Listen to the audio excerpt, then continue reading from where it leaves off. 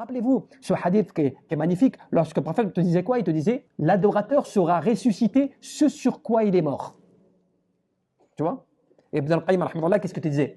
L'adorateur va mourir sur la vie qu'il menait. Écoutez bien cette parole, cette faïda, cette ibara, elle est intéressante à réfléchir et à méditer. L'adorateur mourra sur la vie qu'il menait et il sera ressuscité ce sur quoi il est mort. Tu vois? L'adorateur mourra sur la vie qu'il menait. Quelle vie tu menais?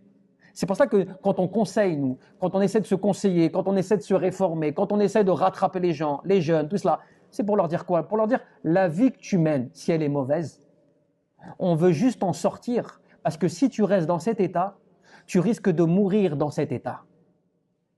Tu sais pas. Parce que tu vas être emprisonné dans cette ambiance et que tu vas pas pouvoir t'en sortir.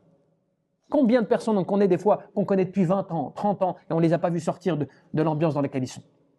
Pourtant, ils connaissent Allah subhanahu wa ta'ala, pourtant ils connaissent le prophète Mohammed, ils connaissent l'islam, pourtant ils font as-siyam, ils jeûnent et tout, mais ils sont dans une ambiance malsaine par exemple. Mais ils n'en sortent pas. Toi par exemple, tu as évolué, mashallah, tu as fait le Umrah ou le Hajj, tu as fait plein de choses, mais lui tu l'as vu, il n'a pas bougé.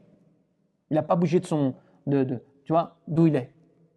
Eh bien, tu as peur. Finalement, si vraiment tu es croyant et tu espères pour toi comme ce que tu espères pour tes frères, que tu aimes pour ton frère ce que tu aimes pour toi-même, normalement, tu devrais avoir le cœur, tu vois, quand même attendri, doux vis-à-vis de lui, en te disant, mais si tu restes dans cet état et que tu meurs dans cet état, la crainte, c'est que tu seras ressuscité dans cet état.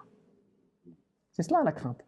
C'est que dans l'état dans lequel tu partiras, sera l'état dans lequel tu vas être ressuscité.